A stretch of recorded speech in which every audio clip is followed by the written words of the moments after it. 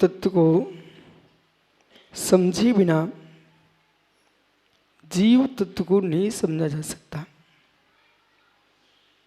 जीव तत्व को समझे बिना अजीव तत्व को भी नहीं समझा जा सकता। उपाधिभूत आपको जीव तत्व है। जीव तत्व उपाधिभूत होने पर भी सर्वथा अजीव तत्व है ही नहीं है। संपूर्ण तत्वों पर श्रद्धान का होना सम्यक्त है। जो तत्व जैसा है उसको वैसा समझना सम्यक ज्ञान है। उस तत्व को समझ करके शुद्ध तत्व में लीन होना सम्यक चारित्र है। शुद्ध तत्व में लीन होने के लिए पर जीव तत्व को भी जानना होगा।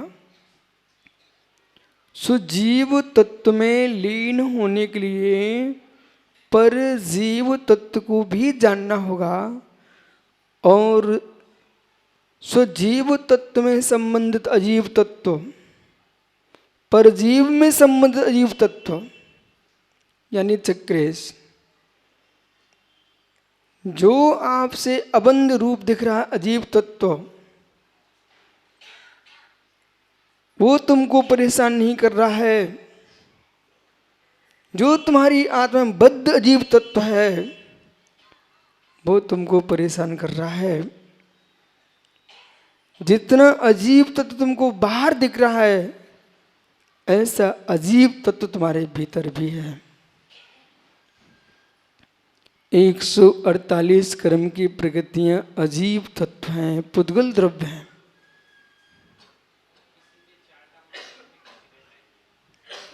एक 148 कर्म की प्रगतियां अजीब तत्व हैं और 9 कर्म अजीब तत्व है। 9 कर्म अजीब तत्व है, पुद्गल द्रव्य है। धर्म अधर्म आकाश काल अवगाही अवगाहित भाव की दृष्टि से तुम्हारी आत्मा से दूर नहीं है।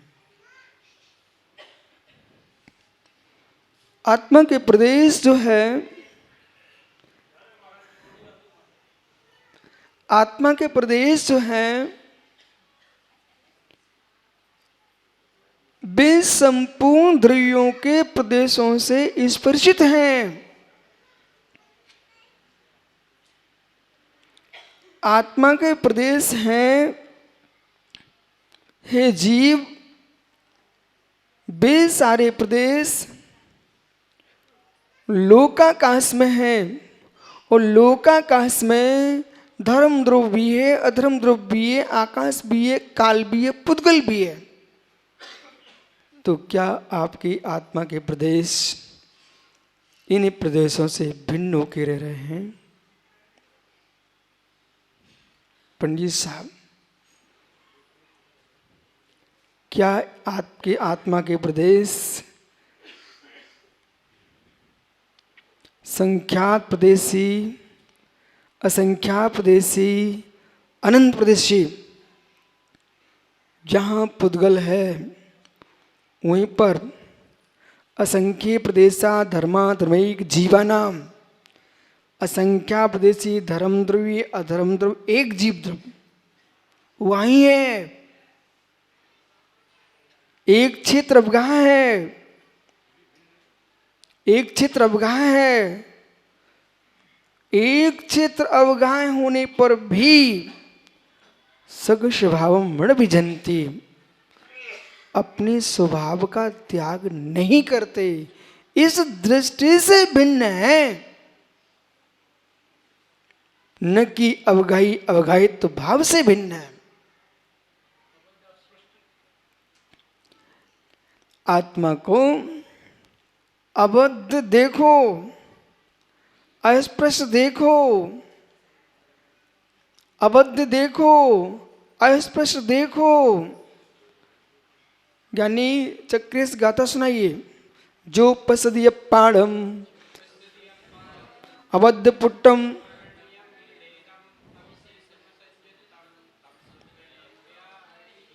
सुनिए मित्र, गाता सूत्र गलत नहीं बोल रहा है, समझने वाले की बुद्धि गलत है। एक एक बोल रहा, जो पसदीय पाड़म, जो देखता है आत्मा को, अबद्ध। एक एक पे भंग की बात करो। अबद्ध आत्मा कर्म से अबद्ध है, अस्पृष्ट, किसी का स्पर्श नहीं कर रही है, अनन्य, निज में अनन्य भूत है, पर से अन्य भूत है, अवशेष, संपूर्ण विशेषताओं से शून्य, विशेष विशेष पर्याय, विशेष विशेष मार्गण स्थान। हे मित्र, इन सब से शून्य, अवशेष सामान्य जीवत्व को देखिए, और पर भावों से असंयुक्त है। ऐसा जो आत्मा को कहता है वही शुद्ध न है। ऐसा जो कहता है वो शुद्ध न है, शुद्ध न है। ऐसा शुद्ध न कह रहा है, ऐसा है जीव, ऐसा है जीव, तो आत्मा का चिंतन कर। बराबर। अब जो चिंतन कर रहा है वो सिद्ध भगवान है कि संसारी, बस ये विवेक लगा लेना चाहिए, ये विवेक लगा लेना चाहिए। स्वरूप का ऐसा चिंतन करो, ये शुद्ध नए का विषय है। और जब आत्मा शुद्ध हो जाएगी, वहां शुद्ध नए का विषय नहीं लगाना, वहां शुद्ध आत्मा का वेदन करना है। वैद्य वेदक भाव, क्या बताऊं विजय भैया, द्रव्यान्योग की दृष्टि से ऐसे अंदर प्रविष्ट है। आप जिस स्थान से एक प्रश्न करो वहां से अपन चर्चा करते हैं, लेकिन मित्र जीव नहीं समझ पा रहे हैं, उनकी भूल है। यहां हम बद्ध में अबद्ध को देख रहे हैं, यहां हम बद्ध में अबद्ध को देख रहे हैं, हम बद्ध को भी मान रहे हैं, हम बद्ध को भी मान रहे हैं, इसलिए अबद्ध देख रहे हैं। तो कैसे देख रहे हैं? जैसे कि स्थल में हम जल देख रहे हैं, जो नहीं देखना जानता उसे नहीं दिखता, पर जो देखना जानता उसे दिखता है। स्थल में जल को देख रहा है ज्ञानी, स्थल में जल को देख रहा है, इस भूतल में पानी है, लेकिन निकलेगा तभी जब खनन करेंगे।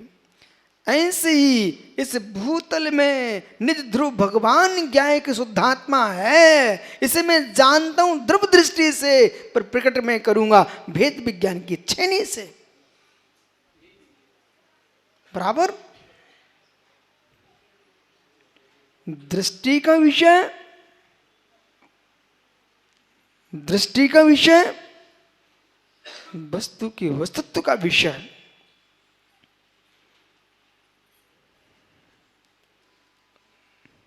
क्या रहस्य है? योगियों ने तपस्या की है वस्तु के वस्तुत्व की शुद्धता की प्रकटता के लिए।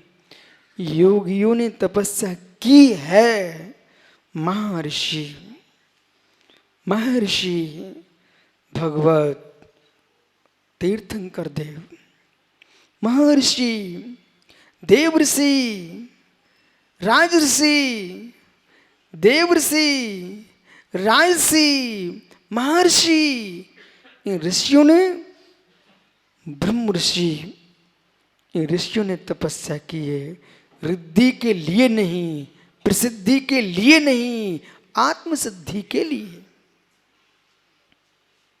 तिल्लोपनिषद में ऋषियों की व्याख्या है, देवऋषि, ब्रह्मऋषि, यानी देवऋषि, राजऋषि, ब्रह्मऋषि, महर्षि, इन सारे ऋषियों की व्याख्या की है।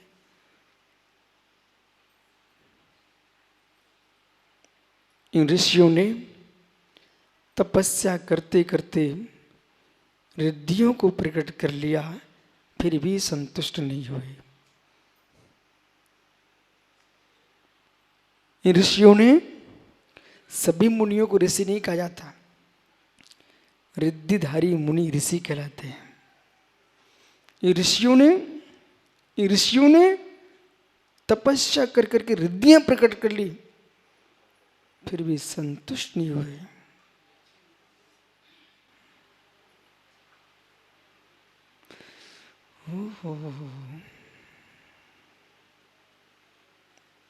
तपस्या करके रिद्धियां प्रकट की, इसलिए भदौरिया जी साधना करते करते वो देव सिद्ध हो जाए, इससे मैं सिद्धि नहीं मानता। शब्द मंत्र पढ़ते पढ़ते मंत्र सिद्ध हो जाए, ये सिद्धि नहीं है। लिखते लिखते ये यंत्र सिद्ध हो जाए, ये सिद्धि नहीं है। बैठे बैठे आसन सिद्ध हो जाए, ये सिद्धि नहीं है। गुटका सिद्ध, खड़ग सिद्ध, अंजन सिद्ध, धूली सिद्ध, मोहन धूली, ये सारी सिद्धियां साधना का ऊपरी मल है।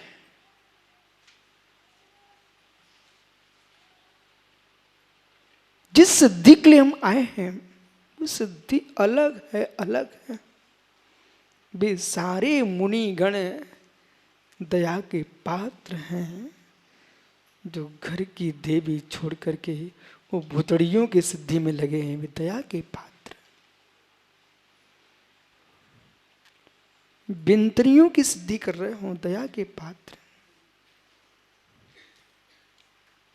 अब सुनना पड़ेगा प्रश्न किया तो।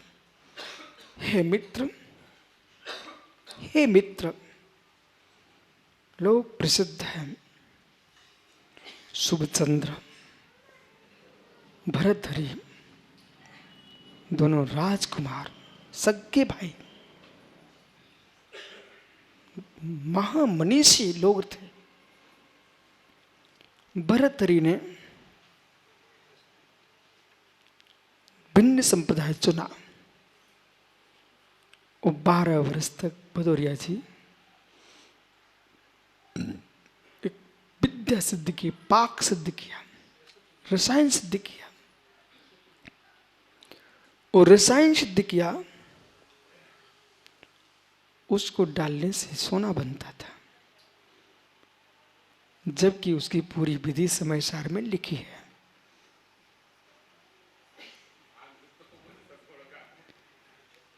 जिस रसायन को भरतहरि ने सिद्ध किया था, उसकी पूरी विधि समय सारजी ग्रंथ में लिखी है, सोना बनाने की। एक तुंबड़ी स्वर्ण रस जब भरतहरि अपने शिष्यों के साथ विचरण कर रहे थे, उनको मालूम चला कि मेरा भाई शुभचंद्र दूर नहीं, अपने सोनागिर, दतिया जिले में सोनागिर में शुभचंद्र नग्न बैठे हुए हैं। भरतहरि को ऐसा लगा, हम दोनों राजकुमार और मेरा भाई इतना गरीबी में जी रहा है, उसके पास धागा भी नहीं है। एक तुंबड़ी रस अपने शिष्य के हाथ शुभचंद्र के पास भेजा भरतहरि जी ने। और जब भरतहरि ने भेजा, शुभचंद्र बैठे हुए थे।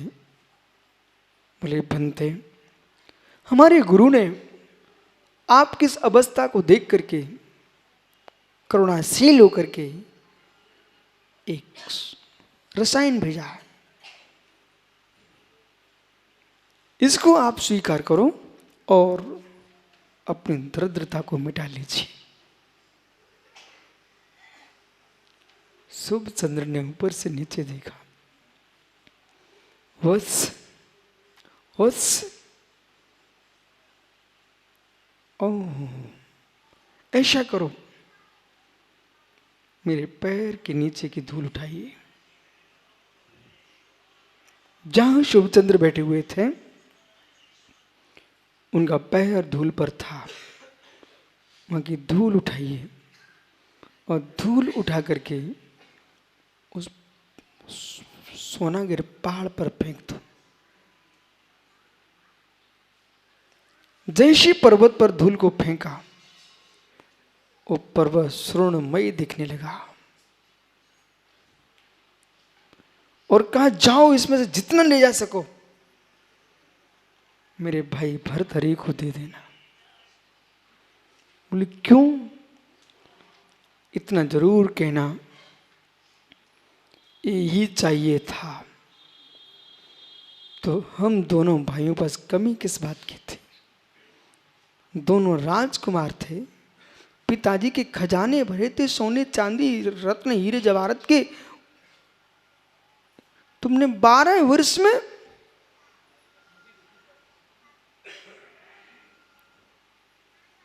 एक तुमड़ी रसायन सिद्ध किया, वो भी मालूम क्या किया? भरथरी ने नीचे गिरवा दिया था जमीन पर, शुभचंद्र ने। तो उसको बड़ा आश्चर्य लगा कि मेरे गुरु ने तो इतना भेजा। बोले अब तुम यहां से लेके जाओ। जब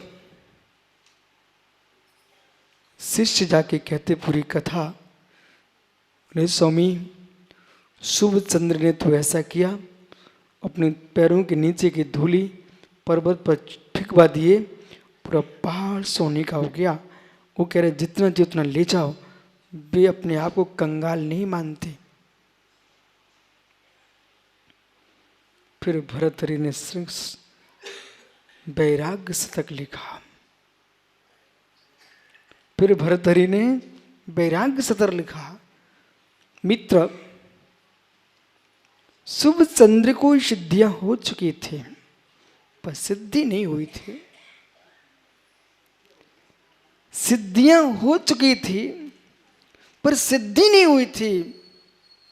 एक लौकिक सिद्धियां हैं, जिस सिद्धि को चाहते वो सिद्धि मालूम, स्वात्मोपलब्धि सिद्धि। स्वात्मोपलब्धि सिद्धि, स्व आत्मा की उपलब्धि ये परम सिद्धि।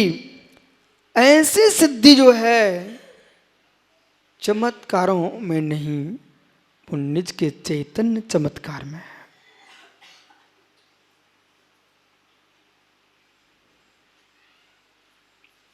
सब हैरान हैं, सब परेशान हैं। जो बाहर की सिद्धियां प्रकट कर चुके हैं वे भी परेशान हैं। उन्हें सिद्धि की प्रसिद्धि के लिए परेशानी है। समझो ज्ञानी चक्रेश क्या बोल रहा हूं। सिद्धि की प्रसिद्धि की चिंता है। अरे भाई, आपने तप सिद्ध कर लिया, आप संयम में सिद्ध हो रहे हो, आपने न्याय छंद व्याकरण जैनेन्द्र व्याकरण जैसे ग्रंथ पढ़ लिए। मित्र, अब तुमको यही तनाव चल रहा है, मैं जैनेन्द्र व्याकरण का ज्ञाता हूं, इसे कोई जानता कि नहीं जानता। अब ज्ञानी जिसने गणित शास्त्र पढ़ लिया,